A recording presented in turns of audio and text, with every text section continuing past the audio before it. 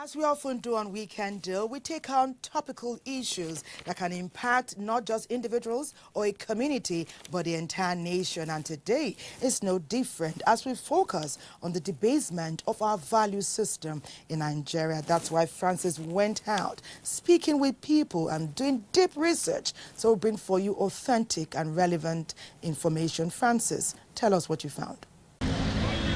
The decay in the Nigerian society has affected the standard of values and moral character formation. This has manifested in so many antisocial vices such as corruption, dishonesty, greed, violent crimes, lack of accountability and truthfulness. We have our traditions, we have our cultures, we have also our way of life. And you discover that we try to borrow other people's culture, like the white man's culture, and the way we bring it in is totally different from the way the white man does. Like when you organize a white wedding, for example, you see the white man in a white wedding, they have a number of guests that they just preserve for that wedding. But here, it is open to the general public, and you make bogus budgets. Even what you spend for the wedding is more than what you have even keeping for the wedding itself. So you have found ourselves in a life of extravagancy without necessarily having earnings to cover for such extravagancies. And that is why people go out of their ways to make sure that they make money at all costs. That is part of what derails our values as Nigerians, first, and as Africans. The problem started when our value orientation was misplaced. Our culture, our tradition, and the values we shared no longer matters to both the elders and the youths, because we allowed the Western culture to take over our own culture. The Nigerian society gives respect to people that are wealthy, regardless of how the money was made. Consequently, Nigerians are always acting, wanting to impress, whereas such an individual has nothing in financial resources to back such acclaimed lifestyle. No societal pressure will make us to go and steal. It's only when we are thieves from the beginning. In the National Assembly, for example, we have less than 25% of the members return at the end of every election year. It means about 75% are new. 75%, even if it is a case of probability that an experiment of probability that you carry out, 75% probability is enough to cause any kind of change that is required. But is there any change?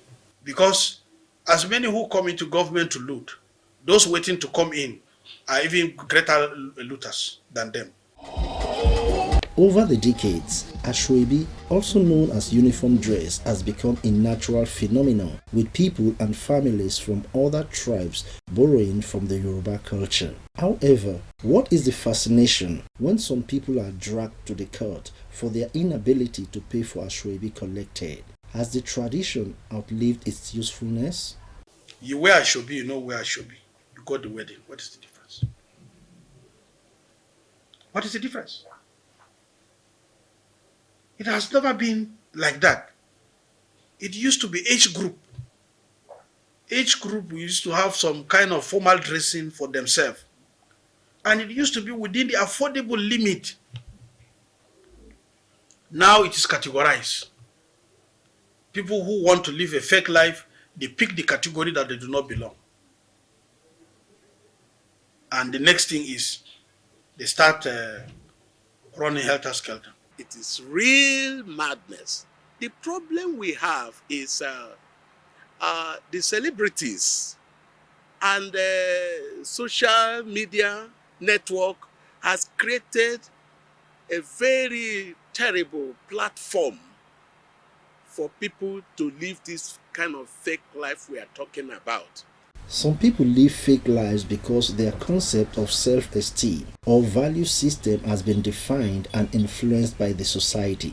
They strive to meet societal expectations against all odds. They want social acceptance and validation regardless of their realities. There was this old papa I know.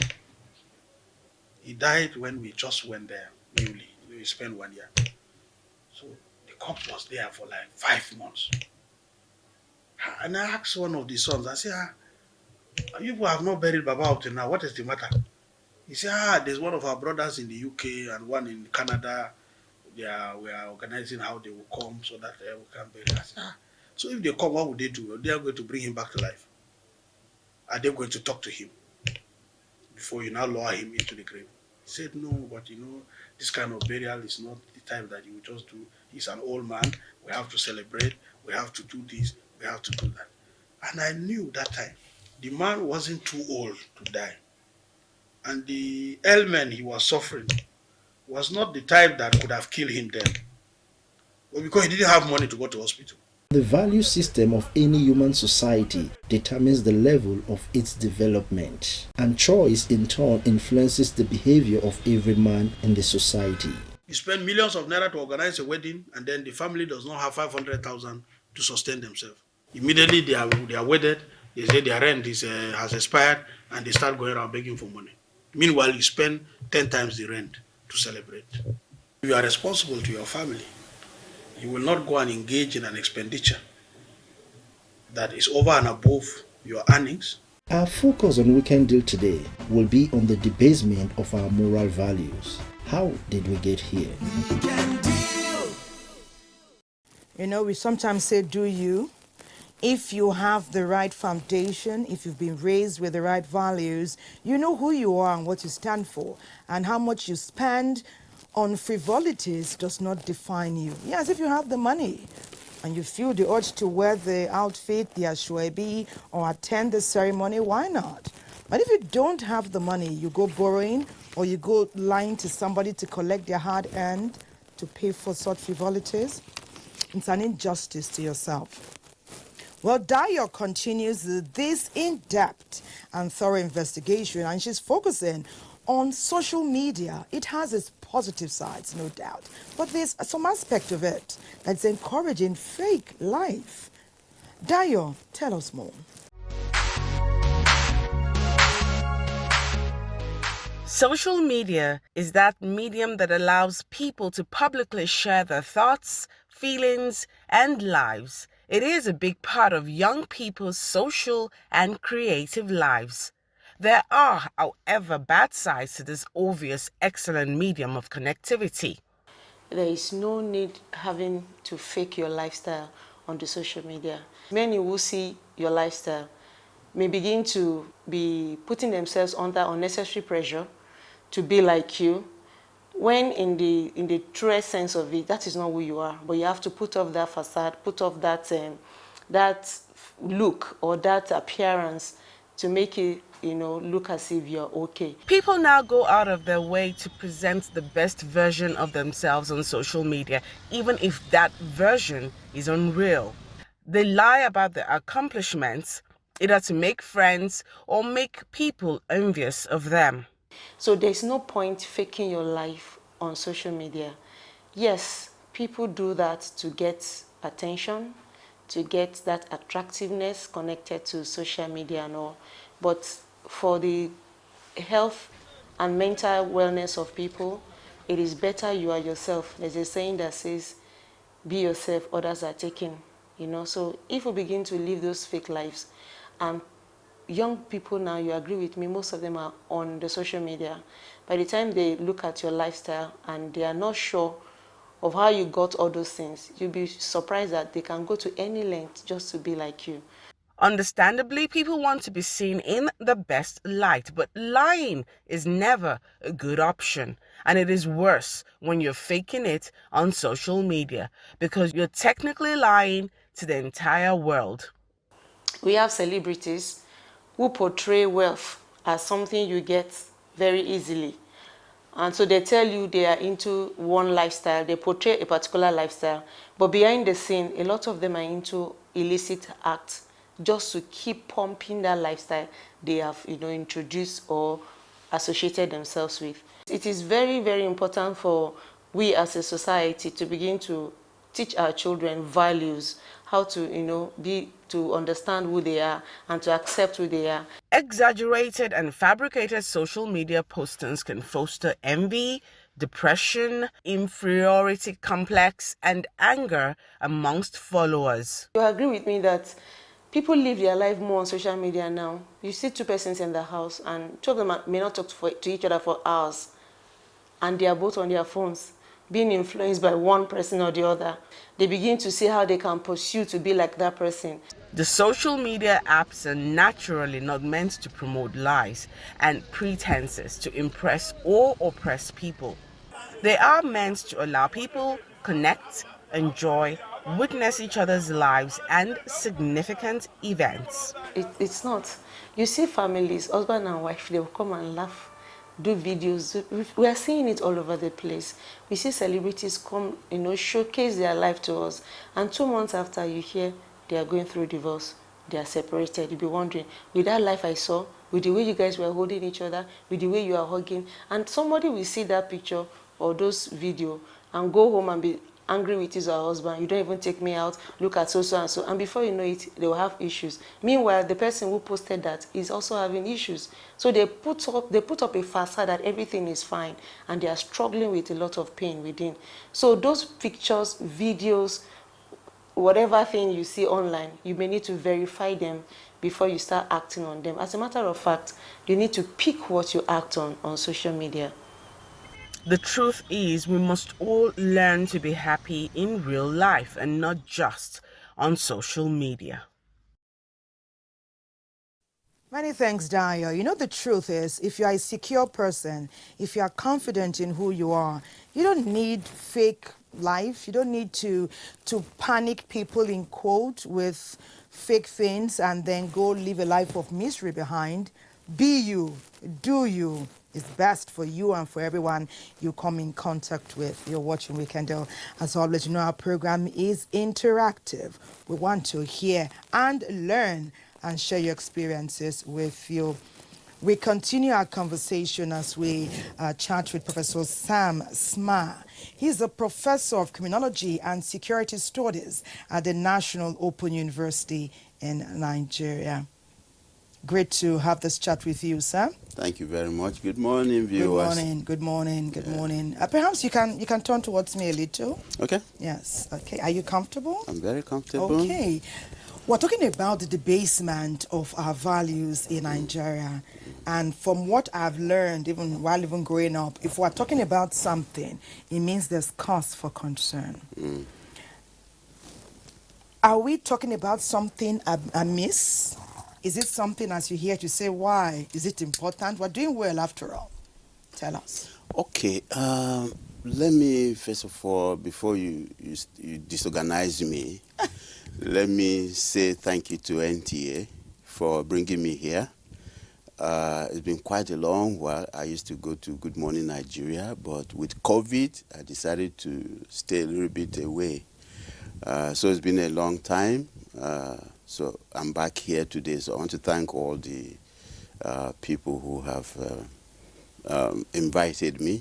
Thank you for coming. And so I'm so grateful therefore to be here to share.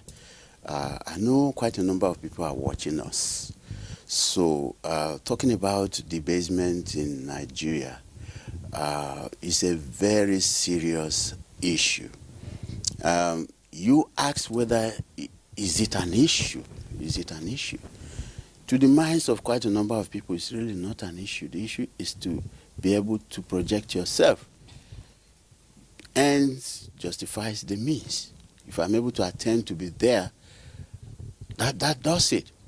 So, but before we start discussing that, because I'm a trained sociologist, I like to define a few concepts. One is society. Society is a collection of people that live with the consciousness of others around them. That is human society. And so when you are talking of human society, sociologists look at all the institutions that influence people's behavior. They look at how people's behavior influences institutions of society. And these institutions could be marriage institution, it could be political, it could be economic, it could be cultural, it could be religious. And to that extent, we are not really therefore going to be talking about the value of an individual. We're going to talk about the value of a chain of people, that live in that community. So sociology is a scientific study of these behaviors, these institutions, the values, the norms, and how they affect people, and how people's behaviors affect the structures of these institutions. And that makes it very easy for us to then talk about values. The value system is a societal system. It's an organic system. It's a national system. It's a global system. The value system is therefore what connects people in a typical community. So, what is a value? Nigeria's value system, now where do we stand? Are things the way they were before? Let's get to the meaty matter. Are things the way they were before, when you were growing up in this country? You are hurrying me. You are hurrying me. I don't know how long we have, but I want to be able to lay the foundation that we can really understand. Yes. What is a value? We need to understand that first of all, before we start talking about Nigeria's value system. A value is anything that is worth striving for. Anything struggling for. Example, education, wealth, popularity, integrity, right? Transparency, teamwork, love, positive. When these are not pursued in a conventional positive way, they become negative values. I'm saying this so that when we start talking about Nigeria, you will now understand exactly where we are. People understand. They won't understand. They know. Because the majority of what operates on the ground level, where we see, is influenced by what operates at the basement. The basement is the hidden part of it. The hidden part of our system. So it's just like an architectural masterpiece. There are some buildings in Abuja where if you go, you have a lift that takes you to the ground floor. That is the ground level. That is the open space that everyone can see. There are also some lifts that takes you to the basement. Many of the plazas. A lot of the negative things that happen, Okay. they happen at the basement level. Will you begin to unveil that now? Electoral processes. Okay. Stealing of votes. Corruption. Right? And so at that level, you now be equating the value system with morality. What is moral is what is generally acceptable to the people. An individual's morality may be his personal belief, which does not transcend to other people. But morality at that level is societal morality. What's it that we accept in Nigeria as a standard code of behavior? Can I say a word? Yeah. When you land and establish, I would like to ask you about where you think we are now, and then how things were in the past and how we got where we are today. Thank you very much. So at that level of morality, a lot of the things that are happening, like I said, at the basement level, they constitute immoral behavior. Immoral behavior in the sense that they are against the morality, they are against the sanctity of the Nigerian value system. So you see where that value system is coming in now. What is it that connects us? What positive things connect us? What are the conventional things that connect us from culture to culture? You know, your background presentation was talking about wearing traditional dresses. That is beyond that. I'm a Migili person. I have traditional wear, but that doesn't make me a good Nigerian. So it's far beyond that. It has to do with the values of the sanctities of the things that we believe in. Can I say a word? Yeah. For example, when I talked about the pride in our cultural outfit, you know, some people no longer even take pride in what makes us. And I believe that because that doesn't put food on their table. So, you may not everything we like or love puts food. You talked about values. Sometimes love may not put food on our table. Yes. Celebrating our culture may not put food. Yes. But when a people without a culture, it seems like you're coming from nowhere. You need to have come from somewhere. And loving your culture isn't it part of who we are? I've done a lot of programs for some of your colleagues.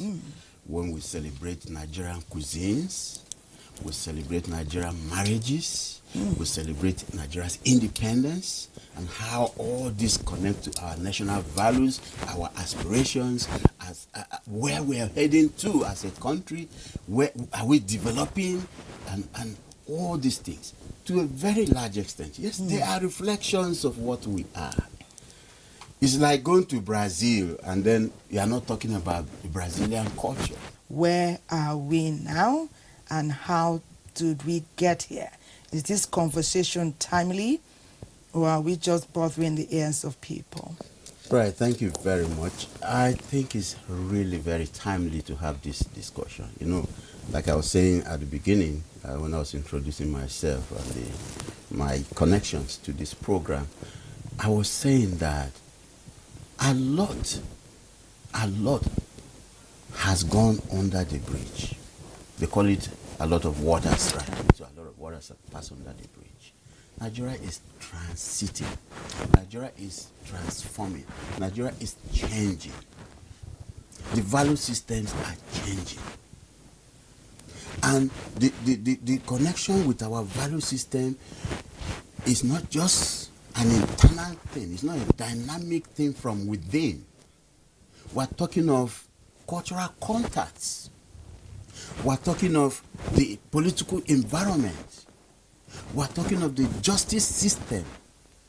Like in this case, you just prayed that we see justice not just to be done, but to be seen to be done, practically done.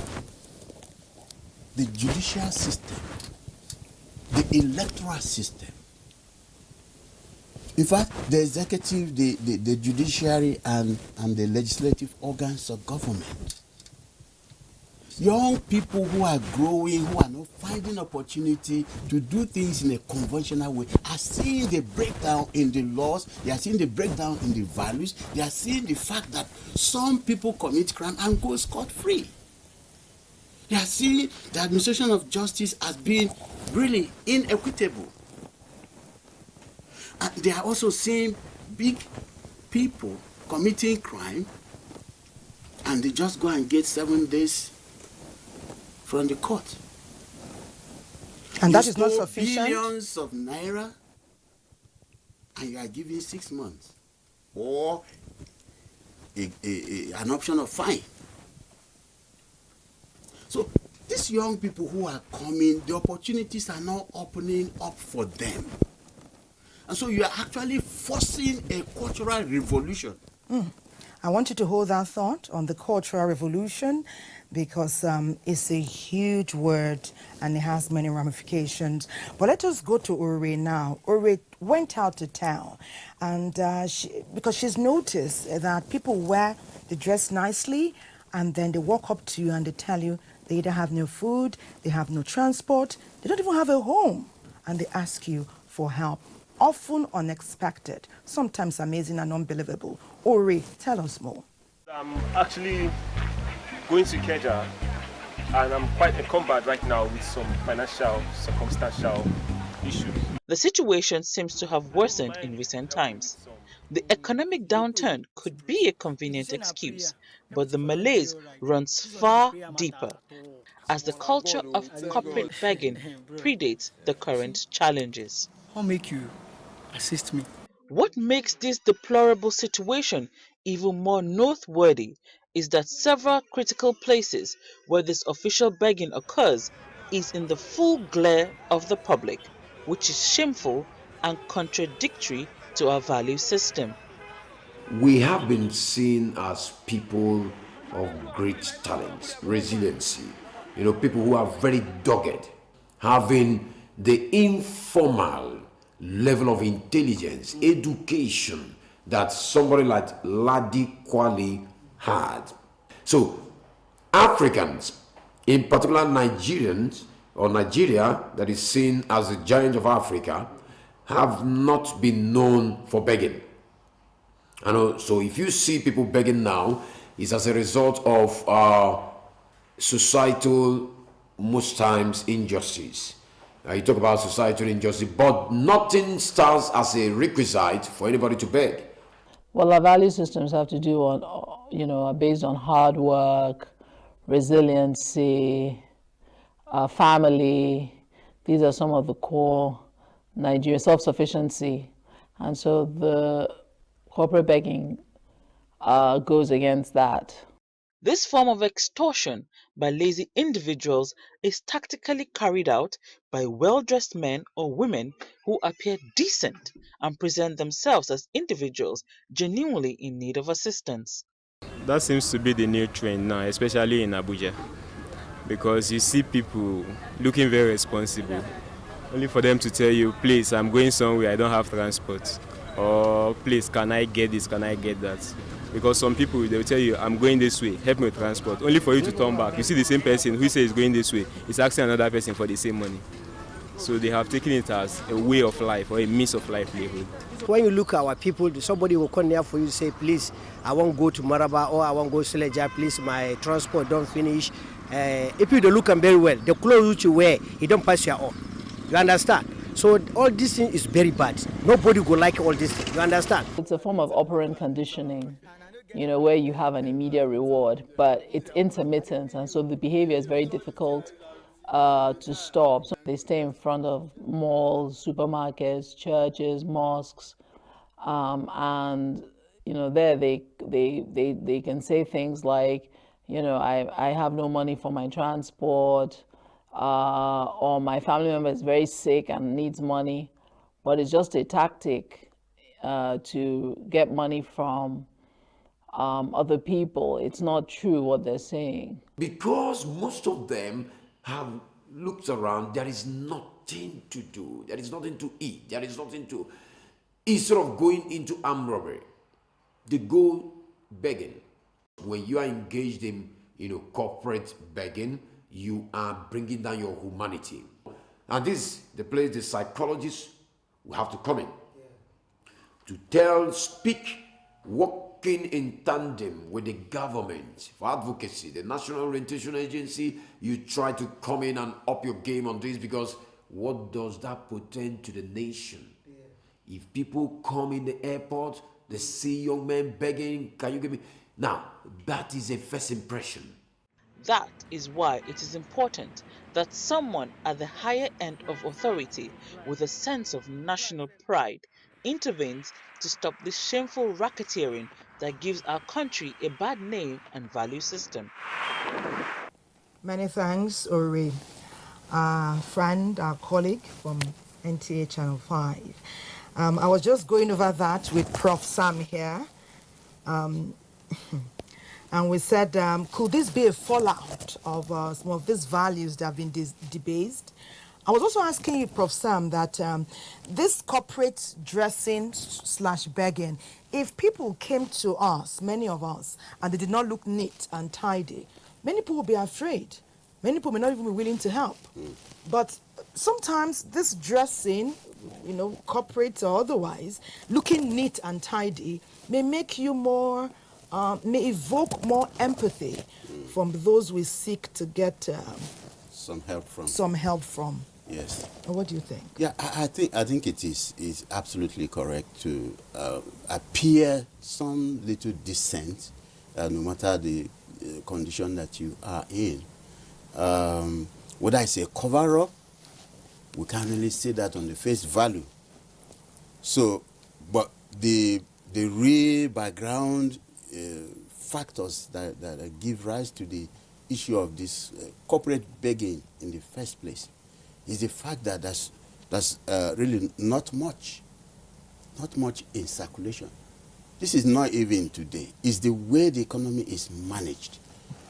It's the way we connect our well-being with what we have.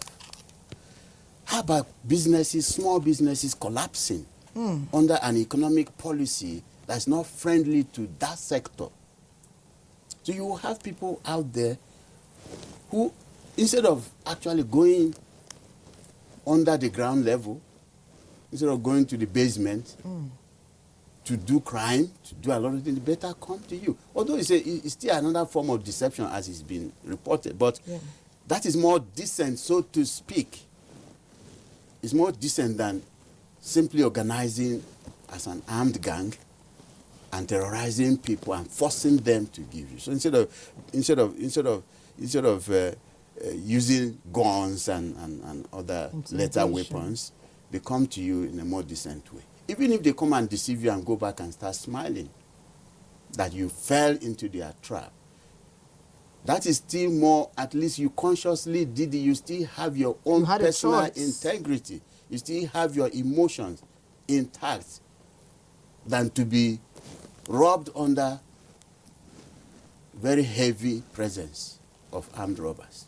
Okay. So I think that's just a dilemma. But the fundamental thing is the fact that we are undergoing a forceful cultural revolution where what we stood for before, where integrity, where transparency, where hard work paid. Now you just have droplets of this in many organizations or places or in government. Should it be a big deal for you to find somebody's thing and you look for the person and say, you dropped your phone here? It shouldn't be a big deal. But it has now become a big deal that we have to celebrate just one single case of a driver returning money to a passenger.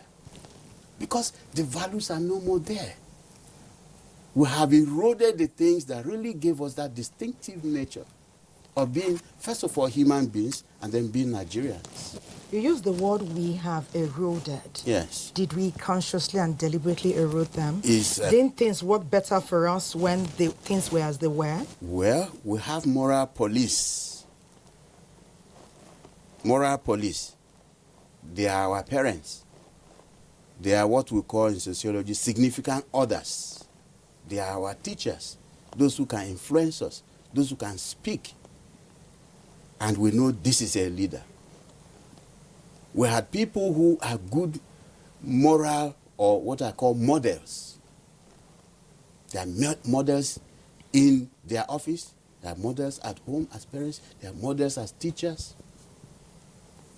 So you have young people looking up to them.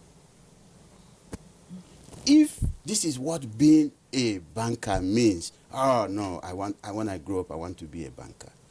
If this is what being a professor means, when I grow up, I want to be a professor. If this is what being a politician means, no, when I grow up, I want to join politics. But incrementally, that it started even right from independence. When we celebrated independence, the excitement of independence, the pronouncements our founding fathers made, all of that have begun to disappear gradually. So the quantum of the problem that any generation of people will have is the extent to which the values that held the previous generation together disappears. Okay. Prof. Samsma, when we tackle issues like this, we try to prefer a solution and a way forward so that people can, okay, this is what we're facing, this is what I can begin to do now. Perhaps if I get more people on board with me doing it the right way in a not too distant future, we will see something positive emanate from our activities and more people will come on board. So in your summation, you have told us where we are, bring us to where we ought to be and what we can do to begin to get there. To get there, we need leadership by example. You can't tell young people, those who are parents know now, you tell your children to do things that you don't do. Even if they do it in your presence, they are simply grumbling inside of them, and with no time, revolt will be the outcome of that kind of family setting. So if you don't lead by example, if you are a lecturer, you don't lead by example. If you are a politician, you don't lead by example. There's no way you will get a state better than the past. Okay. That's one. And in fact, that issue of leadership is so important. You see, if the engine of my car is bad, there's nothing I can do to the tires, right? To get it moved. Okay. So leadership is the key thing. Then you now provide the environment. There's something I sent to your people. I say, I believe in value consensus. I believe in a moment where you will consciously provide leadership. It may pain you. It will take your rights. It will take your own pleasure. But you are the leader. And you want Nigeria to be a harmonious, a developed, a happy place. You want an economically stable country. Then you are the leader. You have to make the sacrifices outside of your personal pleasure. Okay. Now, I want to talk about that leadership to the extent we need to quickly wrap up. Yes, to the extent that I want, for me, if we need to get there, all those people, we have forgotten about them. They paid the price, the supreme price for our country to be where we are. They are past heads of states, they are governors past this. They lived lives with integrity. Some of them were removed from office because they stood on integrity. Every company, every corporate entity has core values. Now, let me just, before I land, let me just say that we need them to wrap up quickly. We need them to go to this secondary school, to primary school, and begin to shake hands with these small children and provide them the roadmap to a great nation. Okay, and of course, using the platform of education is one brilliant and key way to achieve that. We want to thank you, Professor Sam Sma, Professor of Criminology and Security Studies at the National Open University. Wow, you're vast, of course. I didn't expect any less, being a prof and having raised so many people. It's been a pleasure chatting with you on Weekend Deal. Nigerians obviously have learned, the world has learned. We'll take a break now. We'll be right back. We urge you not to go away.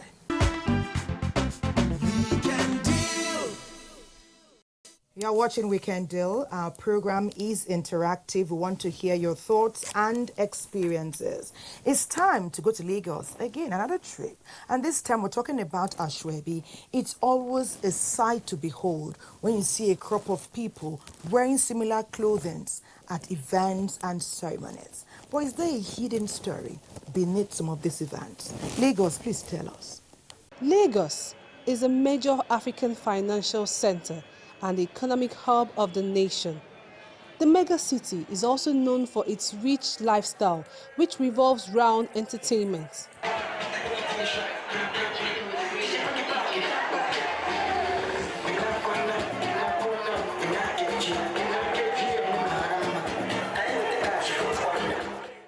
Parties in Lagos is known as Owambe.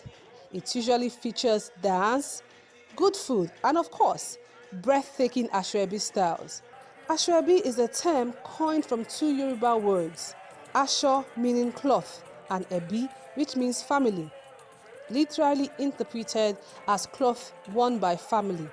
Ashwebi is a uniform dress code or style which originated amongst the Yorubas of Western Nigeria and is traditionally worn in the country and other African cultures.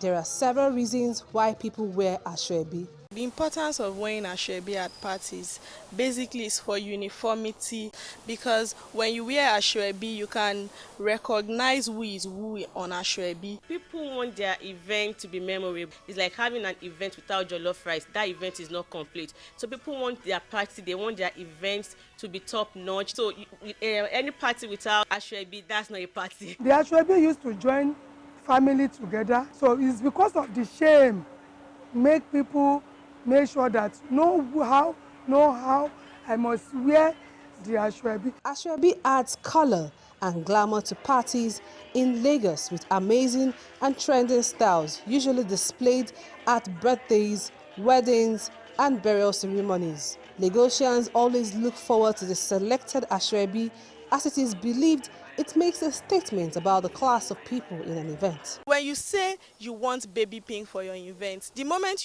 someone just hears pink and there's no asoebi, you will just see all shades of pink and it becomes color riots. So I feel like asoebi is important. We should be hell bent with asoebi. That's why you see some events, they say no asoebi, no entry. I don't really believe in the asoebi thing, because several times I've gone to weddings that I have to buy asoebi. For instance, I buy the asoebi 20K, and at the end of the day when I get to the tailor, I have to sew it for 18K. So for me, asoebi is actually very stressful. Asoebi comes in different fabrics, majorly Ankara or lace, which is stylishly made according to individual taste to suit that occasion. It has formed a major part of most parties. In fact, it has become a selling point for designers to get new styles, while some celebrants see it as a cash cow. It might interest you to know that the cost of purchasing asoebi has left many bankrupt. The people that are owing money for asoebi, then pass their boundary. They're supposed to ask for small one. Even the 5 years, 3 people can sew it. 6 years, 3 people can sew it. Why do you have to go bankrupt because of asoebi? It's just for that day. And after that day, what happens? A lot of people do asoebi that they don't wear after the day that they go for that event. It ends up in their closet. So I feel it's so unnecessary, so uncalled for. Why would you borrow? Because you want to belong, like because society says, yes, you have to be. No, I think it shouldn't be that way. People sell asoebi to extort people, which is not so nice. You see people buy asoke, a bundle for 4,000 and sell just one gele out of it for 10,000 naira. The profit is crazy, but it has not outlived its purpose. Asoebi has come to stay and accepted as part of our culture. It is fast becoming a sign of solidarity and adds spice to every event. However, in as much as everyone wants to steal the show with their beautiful asoebi styles, caution should be placed when choosing asoebi either as a celebrant or a participant. Remember, life continues after the party.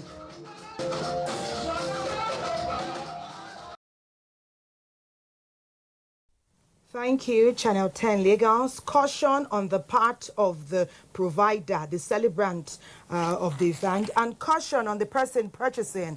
Nowadays, for asoebi, people have different categories. Pick the one that fits your purse. Do what is comfortable for you. You're not competing with anybody. Okay, you do what you can purchase, okay, and be the better for it. Don't be pressured to live a fake life to impress people who don't really care about you. Do what is comfortable, purchase what is comfortable for you. You're watching Weekend Deal with. Thank you for your participation.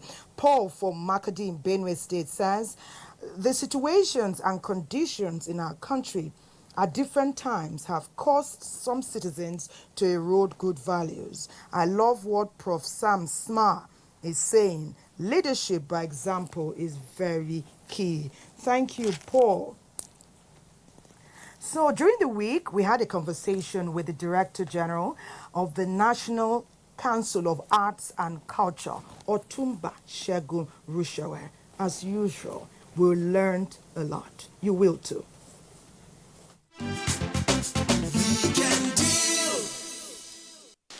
Talking about the debasement of our cultural values, how would you look at Nigeria today? Today, the values have gone. And you see, the most striking aspect of this is that parents are not playing their roles again. Some parents today have not seen their children in the last 4 or 5 years. Oh, yes. Some of these children have traveled. All they do is there's communication through telephone, etc. The man who went to receive the son at the airport, by the time he got to the airport, he argued that this is not my son because he found a different person entirely from who left home. This man screamed, the whole world heard him. The child is already looking as if the child is no more a truly Nigerian-bred child. This boy was putting on earrings, plaited his hair,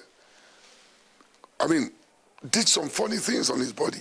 The man was depressed. His initial intention was to send this child to school abroad to make a good impact in his life and come back home and become a star of the society. But today, this man is not himself. So, parents have a major role to play. A mother was taking the son to a salon to do the hair like that of a lady. And a friend asked her, what is going on? He said, that's the in thing. Can you imagine that? We are losing it by the day. If everybody will take care of his or her children, there will be less crime in this society. There will be less tension. When you beg God for a child, there's a contract between you and the Almighty God. If you can only maintain 2, 3 kids, stay there. Why having 9? Why having 10? You remember there was a time in China, you can't have more than a child. They knew the repercussion. They know the damages. Most of the time, when this happens, when we see our children wearing earrings, the boys making their hair, it's because they have had some foreign influence. Is it that our children should not go and school abroad? Or is it that the foundation they are being given before they leave is not vibrant or strong enough? Well, basically it's the foundation. A child can school here and becomes a terrible child. What we have to hold on it is the parents are not playing their roles. In my own house, my children knows I cannot tolerate that. They know too well. If every parent will stand by that, then it will reduce. I call it a new form of pandemic. Honestly, is sometimes almost bigger than COVID-19. These children are the future of this great country.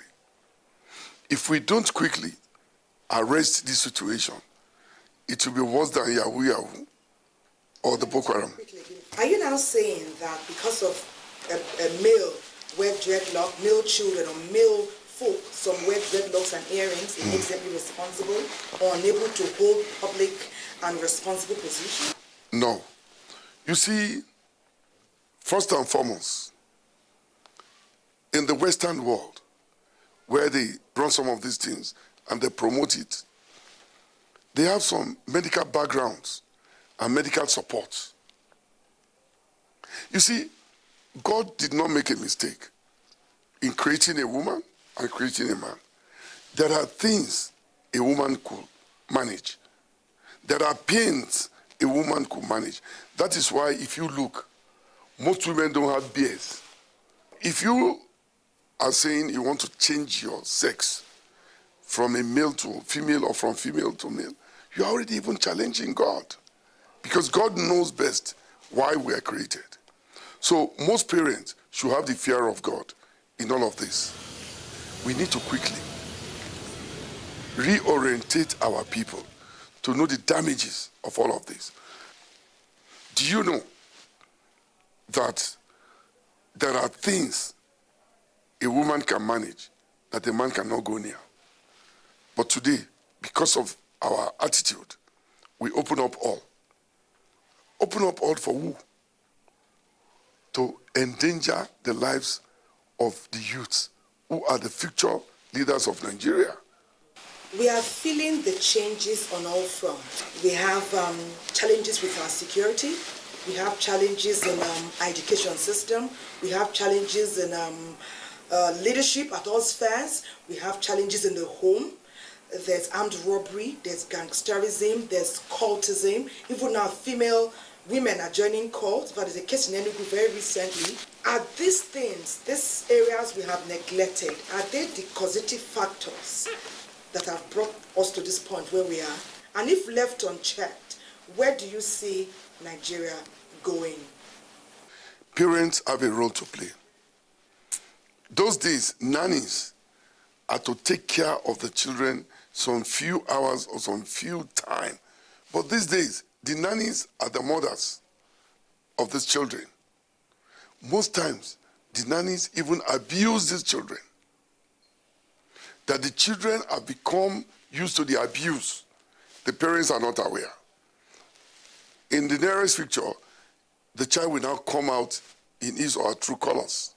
You wouldn't know it was the nanny. God did not give a nanny the child. The nannies are supposed to give a helping hand, not to take over the responsibility of a mother. Have you heard of the recent one? Some mothers even find it difficult to breastfeed their child. They said it's becoming a kid. Oh yes, there is a special relationship between a mother and the child through that breastfeeding. That is something you cannot take away from humanity. But today, we've abused it. That's one. Two, you talked about insecurity, you talked about insurgency. There's no country in the world that is free of insecurity or insurgency. There's no country in the world that don't have its own Boko Haram. Every country has its own challenges. We just have to prepare, overcome those challenges to become champions and build a better society for the entire nation to live in harmony and peace. We can get out of all of this. It's a matter of time. And I want to assure you, what my agency is doing is to really work hard to re-examine our attitude to our cultural values. Somebody will tell you now that my people perish because of lack of knowledge. No. People perish because of lack of culture. Yes. If you go to the airport now, they will ask you to drop your cap, your wristwatch, your phone, everything. Has anybody ever asked to drop your culture? Your culture is embedded in you. That is the pride of your being a person. A people without culture are not even fit to live. So we must respect, believe in our cultural values. Why there is disagreement in our country is because we don't respect each other's culture. If you respect the Igbo man's culture, the Yoruba man's culture will respect the Hausa man's culture. And vis-a-vis like that, we live in harmony. And that's why I brought in a recommendation. Cultural diplomacy is all we need to resolve all the challenges we have in the country, which will make the difference. I want to assure you today, Nigerians are in for a new and a greater moment of development for our great country. When we were growing up, raising a child was the responsibility of every member of the society. Yes. Anywhere you met a child, you were responsible for the proper behavior of that child. And you will do it with the same love you will show your own child. Absolutely. But now, we can't even leave our children with neighbors, sometimes even family members. Let us first of all identify where we began to lose it, and also tell us what ingenious methods and styles you are going to bring to the fore to begin to make impact and bring positive change. Because like we said, really, these young people are the leaders. Nigeria is counting up. Absolutely. These children don't even know where they come from. And if you don't know where you come from, it's difficult for you to appreciate your destination. So I'm appealing to parents at this time that we must start to develop and improve our children, respecting our local dialect, believing in what is our own. Okay, as we wind up our discussion, what are those things that we must bring to the fore? What ought we to do now? Because we find that the old ways work better. Is it possible to get back to the way things were? And then role modeling at every level, leadership, in the home, in the community. How do we get back to that so that our children will have somebody or people they are watching? First and foremost, we must get one thing clear. We cannot continue to imbibe other people's culture and think we'll make progress. You see a black man wearing suits with tie, with bow tie and everything, and after a week or two, he complains he has rashes all over his body. The reason why suit is worn abroad, because of their weather. We need something free, because our weather is hot. That's one. The second one, we can get back to that our values of yesterday. We can. It's for every parent to know that it's not the responsibility of government or government agencies. It's the responsibility of every household to start to change the attitude of respecting our culture. You see some girls these days, they are almost half naked on the road, and they will complain of people raping them, causing nuisance on the society, but we've not addressed the issue. Why should a parent see the daughter going out, or the child or the son, whatever, and it's not properly dressed, and it's not saying a word? We must start it now so we can make the impact right. It is said, in a nutshell, for every parent that wants peace in future, you must bring your child out right so that they will give you peace and you will enjoy the ending of your time. We must start to talk to ourselves to make Nigeria a better place and culturally friendly environment for all of us to live peacefully. Thank you once again.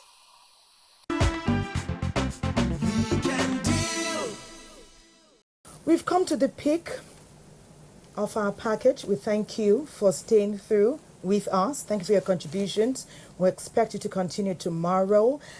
A past Nigerian leader once said that to get what we desire, to be recognized, to be applauded, to be highlighted, to leave a legacy that many can learn from, platform their lives on, you need to do things. Things mean everything in your life. Lead by example. And to do things right consistently, not just some of the time. That advice, given over 10 years ago, still holds sway today. God indeed bless Nigeria. Have a great day. Join us again tomorrow, bright and early. From all of us here, bye-bye.